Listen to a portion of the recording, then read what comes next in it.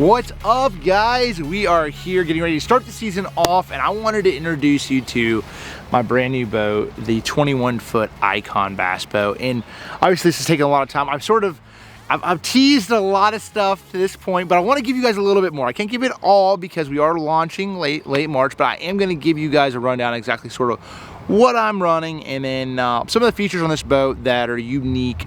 Like I said, I'm not going to go all the way, but I'm going to give you some of the goodies. So the first thing you're going to notice off the rip, up here, front deck, huge. I mean, I'm talking absolutely enormous. You're talking about like, I'm 5 foot. I am 5 foot 11 and a half. I'm not even gonna lie, I'm not 6 foot. That is how big the deck is. So you can literally have, if you're fishing team tournaments, you have your team partner right here, you standing right here, and both cast in the same group. One thing, even up here with a triple bow mount, we got plenty of room to step in. You know how many times you go to like the front of your boat and you're just like, go to step in and you're like, dude, I have nowhere to step. Well, you got plenty of room to step in right there, and that's obviously great. You know, this year running like Lowrance's, I'm running a 3, I'm running 2 HDS Lives, a Humber. I don't have 360 on there right now, but that's sort of the run right there. All right, so one other thing up here in the front, there's an easy access panel to be able to get into your system and basically into your wires, to be able to connect, whether you're using like a C-Clear power harness or using the actual one that's built into this boat. Both are really good.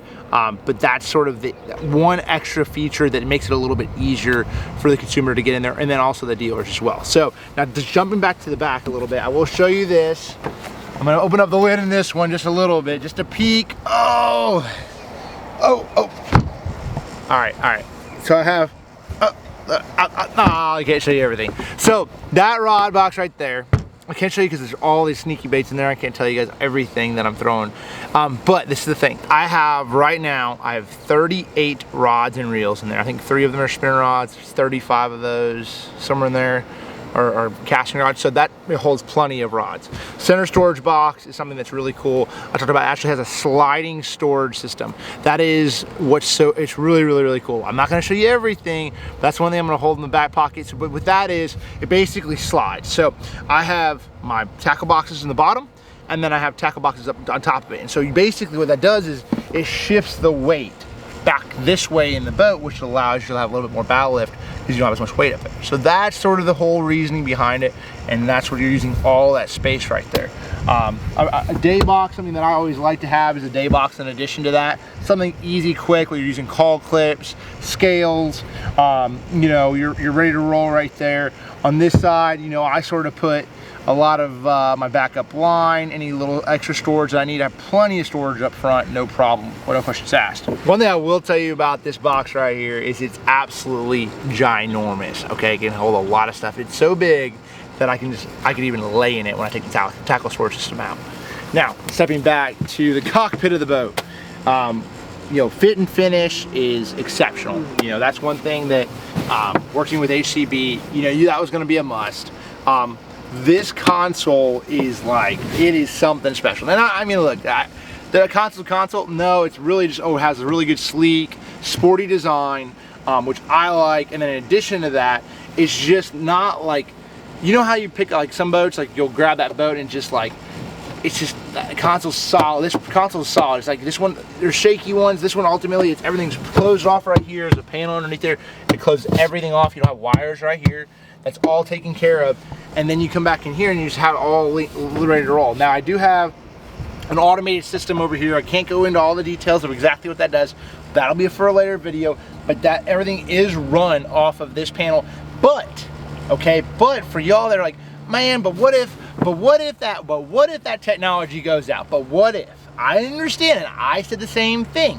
And that, my friends, is why we have a standard switch system right here for the priority thing, the main things that you need. So you need your live wells, you need your bilge, you need your lights, you need your nav lights, you need all the stuff that you need to fish a tournament out of, or you're out there on the day of the water, is right here for a safety. So if you don't want to go into this system and do that, you can do it right here. So if you're an old timer, you're like, or you just don't want to necessarily get over here and go through a couple different menus to do something, which is actually really simple, you can do it right there. So that's simple. Up basically the dash, I'm playing around right now. I have a 16 up here and a 12. I I'm just trying to see if I could just do everything that I wanted to do on a 16. So I have 2 Lowrances. I'm thinking I'm gonna go back to a 12, but I don't know. So I'm always just thinking about it. You guys know me. I'm tinkering. I'm playing around with stuff. Center box. This is I got a whole bunch of nuts and stuff in here. This is like my goodie box. Nuts. It has a light in there as well. The cooler itself is huge. I mean, it holds a stupid amount of stuff. Like, it's just crazy cool. Big. I got Red Bull in there. Got some waters. I need one of those. Has a little place right here to put your sandwich up in, and basically, like, that was one thing, just something simple to keep. Like, you know, say you have a sandwich or you have a foot long or something like that. You want to keep it out of that ice. You're able to do that with that. So that's one thing right there. Now, stepping back towards the back of the boat. The live wells, I'll show you guys what I wrote. I said this. I put this on Instagram. Dink and ding. All right, so babies, bigs. That's what it is. So we're gonna have a little fun and see if we can't reel a couple big ones in. But the live well system is really cool. What it actually has, and you guys gotta see that. It has a sensor on it that basically what it allows it to do is the water will, if it reaches a certain level where it starts to fall out, like so you have it on like automatic recirc or you have an automatic fill, and basically what will happen is if the water gets below that sensor, it'll kick on and kick back up to where there's basically the live well's always full. In turn, it's going to make it to where they're, like when you're running in big rough water, it's not going to have that sloshing. That's something that's really, really important. You know, another really cool thing with the automated system, we have L2 live well system that has a chill plate in here. I'm not going to show you it all, but the chill plate, I will tell you, there is a chill plate inside of here that basically it controls, it helps control my live well temperature. So when you're fishing tournaments in the middle of the summertime, you guys all know, hey, protecting our resources is very, very important. And you know, that is something, you know, carrying ice is part of the game to keep fish alive. They come from deep water a lot of times. They can't handle those heavy, you know, those hot temperatures. Our live well temperature gets up really high, and that chill plate really helps the whole system. But it's an L2 live well system that really does that. In addition to that, we have a reservoir back there. It's automated that basically you could put your fish alive or keep me alive or G-juice or whatever you want to use. You have almost a gallon. I think it's like 18 ounces somewhere there. It's like it's enough that you're not going to use it a lot. It might be like close to right at half a gallon or something there, maybe a gallon. So the one thing about that is you're going to be set up, ready to roll. And you pre-mix it, ready back there. Then you have in the system in here, you can automatically have it on a timer for every 4 hours. You want to put 2 ounces of Keep Me Alive, or you know, of whatever your fish IV is ultimately. That, you know, that's really what the purpose is. So you don't have to do that anymore. And then in addition to that, right here, every time I jump down in the cockpit, I look at that screen and it shows me my live well temperature. So I know if my live well temperature is going up or down, or you know, whatever. If I know I know the fish are doing well. So not only am I know my water's cool back here. That's just one less thing you really have to worry about. You know what I'm saying? No more picking up, pick your live well lid, stand your hand, you put your hand in the water and feeling her out. Yep, that's cold, that's good enough, you know, scenario. You know, storage back here as well. This guy's all ready to roll. I have a whole bunch of tackle on him right now. And then in the back, it's pretty open panel. The cool thing about it, here, let me see here. Stepping back to the back of the boat, and you have the back lids where basically a lot of your batteries are at, your pumps, all that stuff, your power pumps. This is, you know, the design for me. Like, I'm like, all right, how can we make the best design that you can get your stuff in and out of? And this was ultimately being able to take this off if you want to, but there's a really good seal around this as well. And that's something that's important. Having a good seal around your lids was really something that was very important.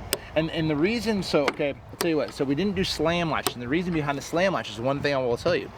Latches, okay, so we went through testing and multiple things, and slam latches aren't completely waterproof. So we went with a high grade latch that I felt like was really good quality, and that's what really sort of what we went with. We just wanted something that was waterproof, was not water resistant, you know what I'm saying? Poles, obviously my 250, my big Pro XS, that sucker's bad to the bone. A 10-inch jack plate, Bob's jack plate. The axe jack plate's phenomenal, super quick, and Yeah, I mean, that's almost, you guys, look at this thing. I mean, now the one thing that people do, they see this and they're like, wait a second, what's this?